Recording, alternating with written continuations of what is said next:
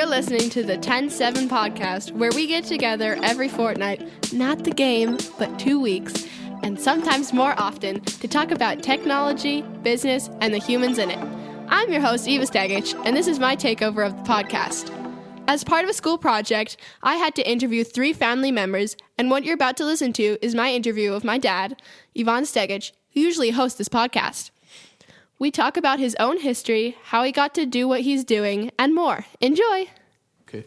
You have a bunch of questions? I have 14 questions for 14? you. 14? Yeah. Jeez, how long is this interview going to last? Like I said, an hour. Oh, wow. Where and when were you born? Is my first question. Where and when was I born? I was born at 5 p.m. in the afternoon by C-section. My mom was in labor for very many hours. I was 2 or 3 weeks late, so I was almost overcooked. And I was born at Queen Victoria Hospital in Johannesburg, South Africa. It was a state-run hospital. It was giant. It was the most advanced hospital in South Africa. And I believe that I was in the ICU, the intensive care unit, after I was born. Where did all of this happen? In Johannesburg. Did you live in Johannesburg for your entire life? No, not my entire life. No, I mean your childhood. My childhood, yes. I grew up in South Africa. Interesting. Interesting, yes. Okay, question number 2. Where did you grow up? I grew up in the city of Johannesburg, mostly in a suburb called Northcliff. Before that, we lived in a suburb called Yeoville, but that was really close to the city center. What is your education? So I went to an all-boys prep school called KEPS, KEPS, and that was from grade 1 through standard 5. So the equivalent of that in America would be first grade through 7th grade. That's called primary school in South Africa. And KEPS stands for King Edward VII Preparatory School. King Edward VII Preparatory School. Cool. And in high school, I went to a school called Greenside, GHS, Greenside High School. And I was there from standard 6 through standard 10. We also called standard 10 matric. And that would be the equivalent of 8th grade through 12th grade. And after I graduated from high school, I went to the University... Witwatersrand? No, something like that. I went to the University of the Witwatersrand. That's what it was. Witwatersrand. Witwatersrand. It means the ridge of white waters in Afrikaans. And in the university, I studied psychology and physics. I got a double major, bachelor's degree in psychology and physics. And then I went on and did my honors degree in physics. And then I started my master's degree and my PhD in physics, but I ended up not finishing that degree. Instead, I ended up immigrating to the United States. Cool. So, did you ever go to grad school? I was in grad school at Wits. That's what my master's and PhD was. So, but I didn't finish my degree. And college was... I went undergrad. So it was all at Wits? It was all at Wits. Witwatersrand. Close enough. What influenced you the most? I think growing up, my parents influenced me the most. But when I got to high school, I started to really enjoy my math and my science in high school. And I used to love the fact that math and science gave me real data and real information. And so the thing that influences me the most right now is critical thinking and using data to come up with good decisions and good ways of living life. I don't like to live life and be influenced by things that are fake or things that are not real. So you like facts. I like facts and I like data. We were reading about this one philosopher, and he liked math because every day when you wake up, 2 + 2 will always equal 4.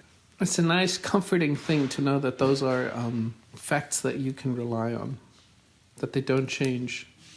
And it doesn't matter where you are in the universe. It'll always be 2 + 2 = 4. Mm-hmm. Here or on Mars or in a Harry different... Styles land. In Harry Styles land, wherever that is, or in Alpha Centauri or in some other galaxy. Cool. Okay. Yeah, like when did you realize that you enjoyed math and science? Very early on in high school. I was probably in standard 7, so 9th grade. Cool. It's about how old you are, I guess. Who were your teachers? Do you remember any I do. of them? Oh, yeah, I remember them all. I remember Mrs. Fisher. Her name was Nancy Fisher. She was my science teacher, so she taught me physics and chemistry. And she was always very challenging, very smart, but very encouraging. She was wonderful. She was the greatest science teacher I ever had, I think.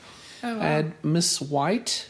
I don't remember her first name, because when we were at school, we would only ever use their last names. Mm-hmm. Nancy White. So you had 2 Nancys? Yeah. Oh, no, it wasn't. No, it wasn't Nancy. It was Nancy Fisher. Brenda White. No, it wasn't Brenda. It was White with a Y. She became the headmistress of the school after I left, and she was my English teacher. Oh, cool. She was really pedantic and specific and really challenged my knowledge of grammar. And then I had a really good math teacher as well. I can't remember her name. Remember Miss Stone? Miss Stone. Yes, I remember Miss Stone. You must remember. I must have talked about Miss Stone. Miss Stone was my teacher in 3rd grade. And that was at the all-boys school I went to. And she didn't like when you talked out of turn. Or when you talked to your buddy next to you. And especially when it was time to be quiet. And I had a problem. They used to call me a chatterbox. And I used to talk when I wasn't supposed to. And I remember one time Miss Stone was walking around the class, and I didn't know I didn't think she was right behind me, but she was right behind me. And I said something to my friend Giuseppe, who was sitting next to me. Giuseppe, that's his name. Giuseppe. He was Italian. Giuseppe. I said something to him, and she whacked me on the back. I know. A little 3rd grader. She whacked me on little Yvonne. She whacked me. What are you doing? I'm like, oh, I don't know. Guess I wasn't supposed to be talking to this guy, Giuseppe. Were you friends with Giuseppe? Giuseppe was my best friend in elementary school.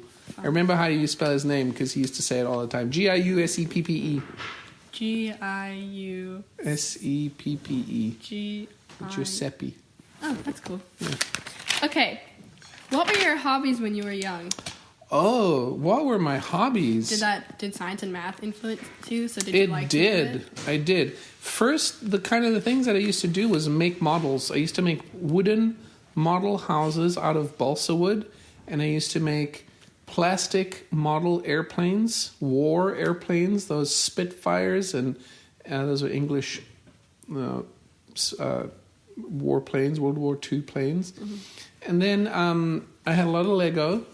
And then I had these electrical boards that you could put together. And I had mechanical boards, Meccano. And like Kano, kind of. Yeah. And Lego. And then I got my first computer in 1983 when I was 7. No, 1985 when I was 9. I was in 3rd grade. And I started... You would plug... I still have the computer. You plug it into a TV. Yeah, it's upstairs. Oh. You plug it into a computer. You plug it into a TV, and then you have to program it yourself. And so I would spend hours on the computer making it do stuff. Not playing games, because there were no games. You'd have to write code to make it do stuff. Is that how you got interested in code? That's how I got interested in computers and in code. So it kind of all started from there. Yes, it did. Do you remember your first memory of getting it? Yeah, I remember getting it for Christmas and opening it up, and it had an orange and brown cover manual that I read from beginning to end. Of course you did. Yeah, it had all the info on how to code inside it and how to set it up. And I plugged that into the TV, and it was a good experience. Was it one of those box TVs? It was one of those 80s box TVs, yeah. Cool. It was pretty big, too. It was like 23 inches, maybe. Really? Something like that, yeah. That's pretty big for Well, a box for TV. 1980s, that's pretty big, yeah. Okay. What was it like living in apartheid? You lived through that, right? I did. I lived through apartheid. Tell me more about that. Do you know what apartheid is? Sort of. Apartheid is an Afrikaans word, and it's literally two words, apart and height. And in Afrikaans, apart is the same as the English word apart. It means to be separated. And height is the state of being apart. And so apartheid was the Afrikaans word that meant be apart, the state of being apart. Everybody should be apart. And what it meant was whites were more important than coloreds, and that's what the government called people who weren't white. Blacks, coloreds, and Indians, that's what they used to say. And the government used to say that whites were superior to every other race there was, and of course we know that that's not true. We're all equal, we're all human. But what it meant was that the government made laws that kept white people apart from black people and from colored people and from Indian people, as they said, and the law treated those people differently. And so when I grew up, it was right in the middle of that, and I really didn't know what was going on. All I knew was that I would go to school. When I'd go to school, there would always be all boys, and not only were there all boys, there were all white boys. And we didn't have really any TV in the early 80s. There was one channel. It was the state-run TV channel that the government had. And it was only on from like 5 in the afternoon to 10 in the evening. So we didn't really get too much. It was controlled by the government. The newspapers were mostly South African newspapers, so they told you what they wanted you to believe. And so I didn't really know that I was living under a completely racist state. I did notice things were weird, like when I'd go to, I remember I had a nanny. Almost every single white family had a nanny. Nanny was always a black lady, was always a black person. And I would go to the park with my nanny. And that was the only place where black South Africans were allowed to go where there were white South Africans as well. So my nanny would take me in, and I would play with other white boys, and my nanny would talk to other nannies who were also black, and all the white boys and girls would play together. And then there were bathrooms. I remember very distinctly that there were bathrooms, public restrooms. There were always four bathrooms. White men and white women, and non-white men and non-white women. There were always four. Very sad, yeah. And the stencils, I remember the pictures. What they would do is the brick buildings, and they would stencil the logos for, you know, what a logo of a man and what a logo of a woman looks like. You know, usually there's legs for a man and the woman has a dress on. I remember there would be painted white, and then the other two, they were painted black and painted black. Seriously? Yep. Wow. I'm sure you could find some pictures online of that. Sad. So that was like one of your memories that you That's really one of remember? my... Okay. Wow, interesting. What was your favorite music as a child? Did you listen to music, or were you into... Oh, I was so into music. Yeah. We didn't get a whole lot of music. My dad would buy music, and it was always vinyl. So we had a lot of vinyl at home. And so I got used to listening to the same sounds all the time. My favorite album was Xanadu by Olivia Newton-John. Oh! You know this. I know You know that. Yeah. I used to listen to that all the time. And then a song that Mom absolutely hates is a song called Baker Street by Jerry Rafferty. And I just listened to that all the time. And then there was Wham. I love Wham! I know, we had that vinyl. And then there was Culture Club. I love the Culture We Club! had that vinyl. Karma Chameleon? Yes. And then we had Aha. Yes. And we There's also only had, one good song, though. And then there's one other one. And so that was the vinyl we had. And then we also listened to the radio a lot. So all of the sounds from the 80s. And what I used to love listening to was the American Top 40. So was it the best top 40? It was the top 40 songs, and it was a program that was produced in the United States, and it aired on BBC World Service that we got in South Africa, and that was on Sundays, and it was with Casey Kasem, and it was 4 hours of music, counting down the hits from number 40 to number 1. Mm-hmm. I used to love listening to that. It's kind of like KDWB's top whatever it was. Top 10. Yeah, that was awesome. Interesting. Okay. You gotta write some notes, man. I know, I have to type this all out. Oh, you're gonna type it out. Yeah, okay. I have to type it out. What do you remember about when Nelson Mandela became president? Were you there for that? It was. Nelson Mandela became president in 1994. I looked that up and I did all the math. Yeah, how old was I in 94? 18. I was 18. And I looked that up too. I was not able to vote in the election. Because I turned 18 in October of that year, mm-hmm. and the election in South Africa was in April. And so I was 17 when it was the election. So mm-hmm. he became president in 94, and he was president for 5 years. Mm-hmm. That was the first term.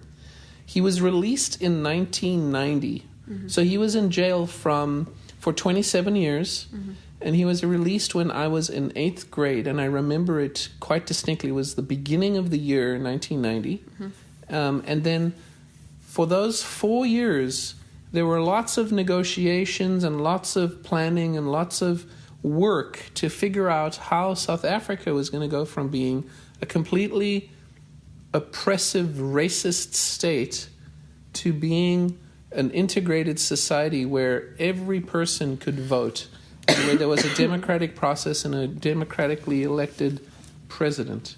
And so over those 4 years, that was my whole high school career. There were a lot of things that happened that we weren't sure what was going to.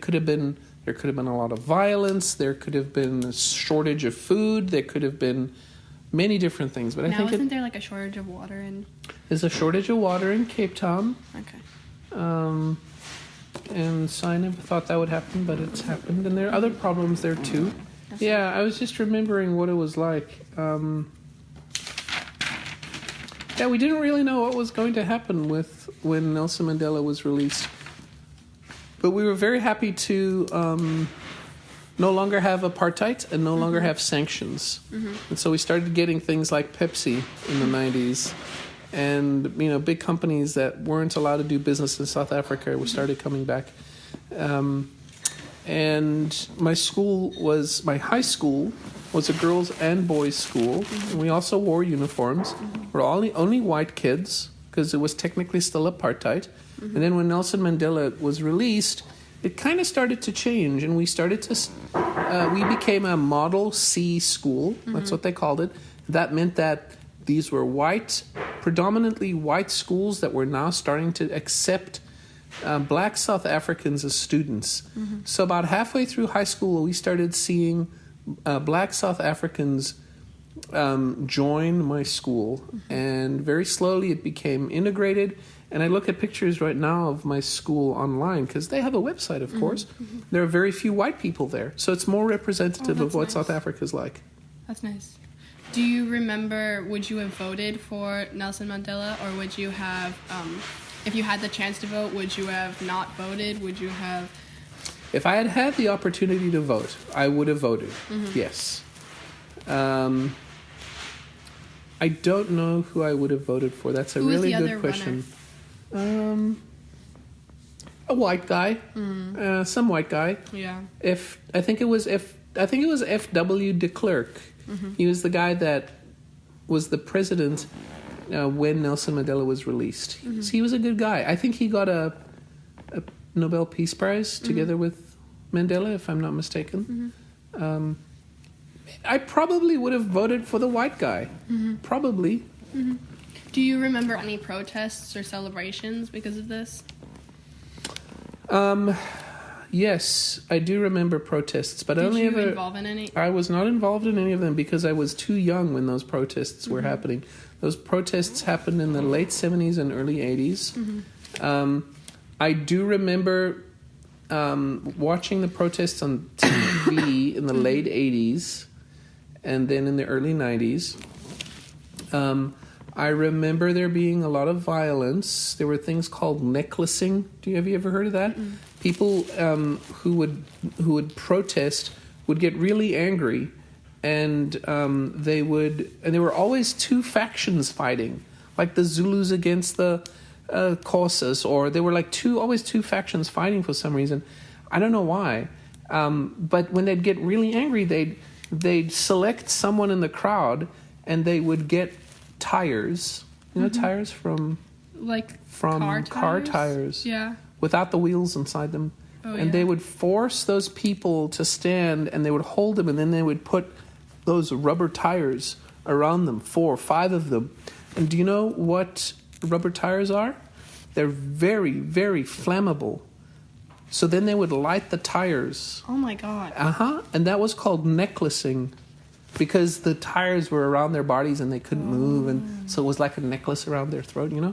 It was horrible. It was absolutely horrible. So were people doing this to the people who liked Mandela or people who didn't like Mandela? It didn't have anything to do with Mandela. It was they were protesting, and then they were angry about something or other, and they were just, I almost feel like the government was stoking those fears and that anger. But I remember seeing that on TV. That was during high school.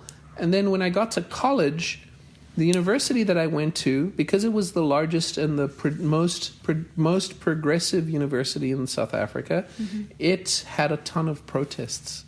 And so I would remember going to class, and then sometimes my classes would get canceled because there was a protest going on campus.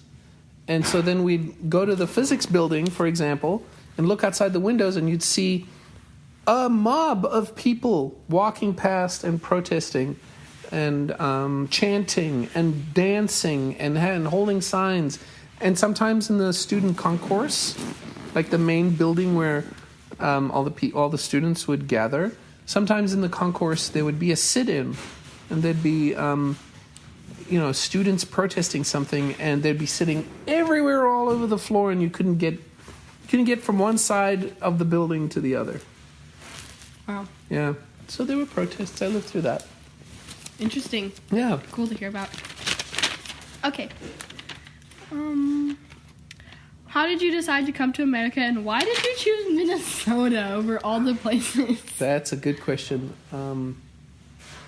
Well, the story goes, in my 3rd year of university, I was in the student concourse I just mentioned. I had gone to either use a lab or get a sandwich. I don't remember what it was. But when I was walking back to the physics building where I needed to go to get a class, I saw an ad on one of the notice boards for a competition. It was a competition run by Honeywell. Oh, that's where you started to work. That's where I started working. It was a competition that Honeywell ran. And Honeywell is an international company. So they had a branch in South Africa, branches all over Europe, and they ran this competition called the Futurist competition. And the competition was you write an essay, and you imagine what life would be like in 25 years. And you describe what you thought life would be like in 25 years. And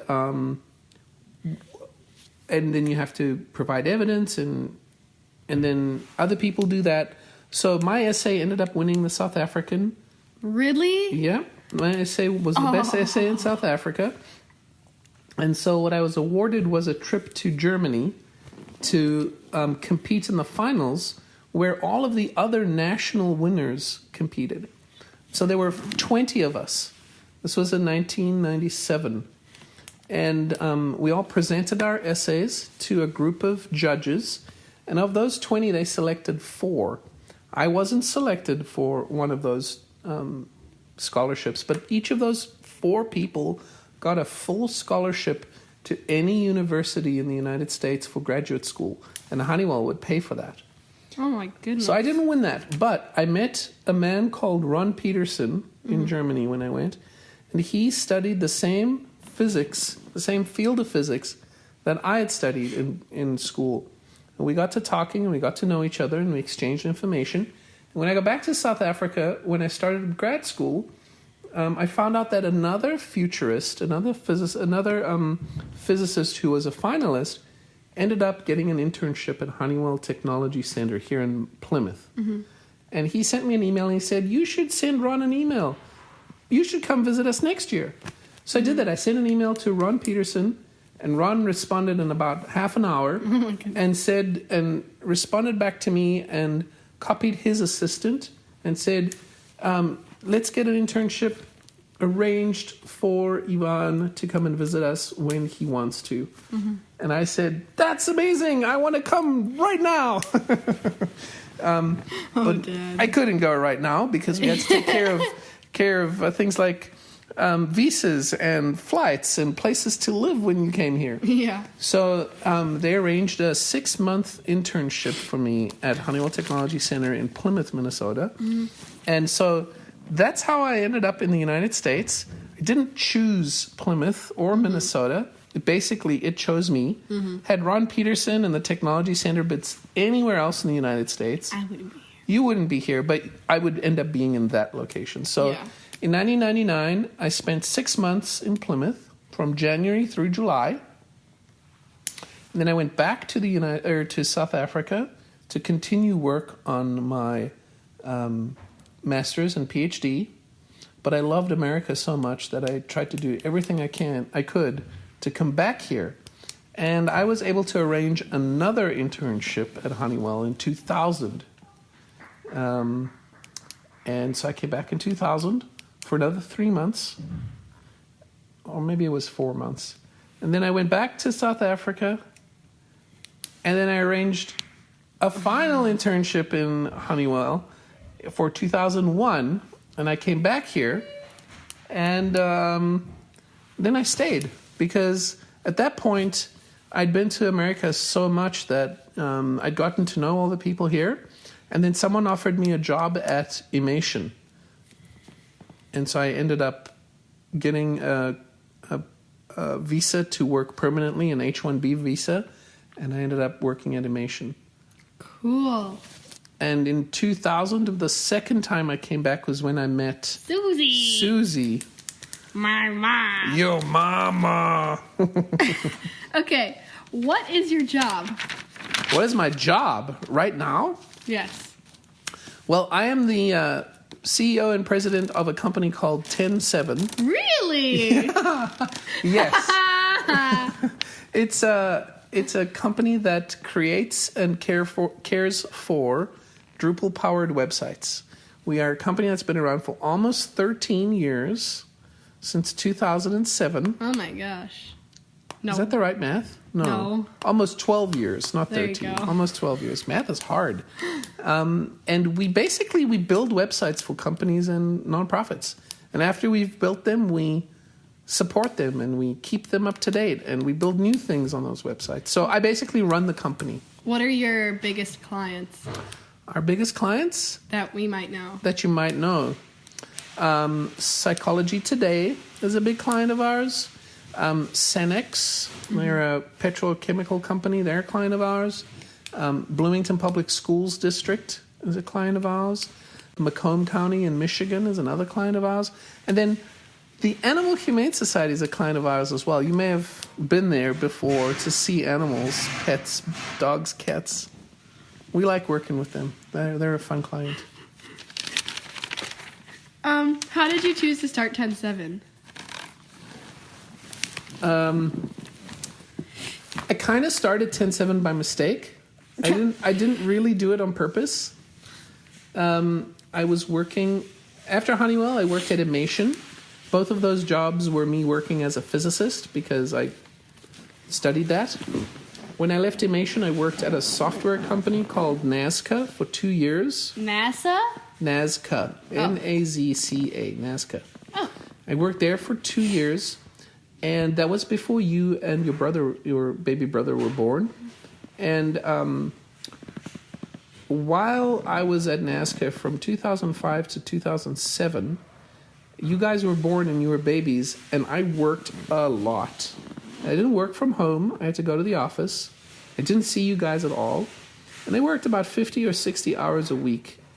And that was a lot. That is a lot. I totally stressed myself out and burnt myself out. And I finally decided, and Mom and I decided that it was a good time for me to... Daphne. It was good for me to quit the job. And it was in 2007. We had saved some money. And we just I just quit the job and decided to stay at home with you guys, with the babies, and with Mom. And as I was doing that, I was volunteering on a project to rebuild a website for the Basilica of St. Mary. And then they finally decided that they wanted a brand new site. And I said, I could build it for you, but you'll have to pay me because now I don't have a job. And they said, okay, how much is it going to cost? And I told them how much it would cost. And they said, okay. And so I had to figure out how they were going to pay me because they couldn't pay me. They had to pay a company. So I made a company on April 16th, 2007. And they ended up paying the company. Mm-hmm. And it was just me. And I worked in my basement. So you got all of the money? I got all of the money. You didn't have to split it between Les. I didn't have to split it between any Eva. employees and Eva, yeah. And so then when I started working on that project, I thought, oh, I really like doing this. And I was working with someone called Eddie, and she had other clients that wanted websites. And she said, would you help me build these websites? Because she didn't know how to build them, but she knew how to design them. And I said, okay. And so I just kept building these sites, and that's how I started TEN7. And then after a while, I had so much work, I couldn't do it all by myself. So I had to hire someone. So I hired Michael Start, and then we spent time in our basement, and then that wasn't working out because we couldn't have meetings there. Is Michael the one with the dinosaur? Is that someone No, else? that's Rob. That was in the first office we had. So we moved out of the basement, and we had an office downtown, and I hired other people in the company. But that was grew. a TEN7 office? No, that wasn't a TEN7 office. That was Dalton Sherman's office. Okay. But we had 2 offices in that suite of offices that we rented. Cool. Yeah, so that's how we started TEN7. It was kind of by mistake. But look what you have now. Yeah, I know, right? What is or was your greatest challenge in life?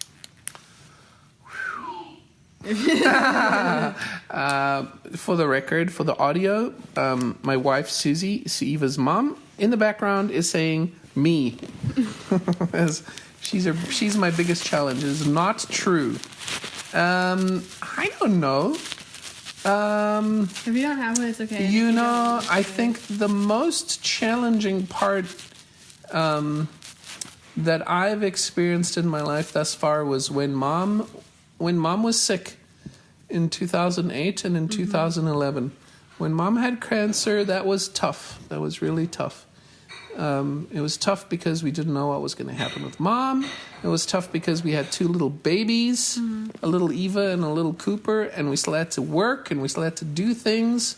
But we figured it out, and Mom got better, and Mom's okay now. Mom's okay, yeah. So that was, I think that was the most challenging Good part. answer. I'd say so too. What is your greatest achievement? Oh, Easy, hard. Oh, what is my greatest achievement? I don't think I can take credit for my greatest achievement. I think it would be our greatest achievement. It's like having a family. Yeah, it is. It is. It's raising a son whom I didn't know when he was first born. So, like, getting My greatest achievement is being a dad to James and then having Eva and Cooper as children with Mom. I think that's definitely our greatest achievement. But if I was just being like, what have I done myself without anybody else? I think starting and running a successful company is a pretty good achievement. Mm-hmm. I agree with that. Yeah. I kind of like doing my job. Yeah, that's a good achievement. I agree. That is a good achievement. Do you have any advice for future generations? Advice for future generation. Anything. It can be about starting companies or... Yeah, I do. I do have advice. The advice is this. Always follow your heart and what you know you want to be doing that makes you happy. Always rely on real data and facts to make good decisions. And have grace and courtesy and kindness in everything you do. It's important to be nice and empathetic towards all of the people around you, because you don't know what everybody's going through. You don't know what their story is. And everybody's going through something. So you should always be nice and kind and be a friend. And as long as you do that and you use data to make good, solid decisions and you follow your heart, you'll be fine. Yay! Yay! Thanks, Dad. You're welcome. Okay. Thanks for listening to this episode of the TEN7 Podcast. I hope you learned something from it. I'm glad that it's live, and I hope I earned some extra credit for my social studies class. Find the TEN7 Podcast online at ten7.com/podcast. Again, that is ten7.com/podcast. And if you have a second, do send my dad a message. He loves hearing from you. The email address is podcast@ten7.com. This is Eva Stegic. Bye, guys!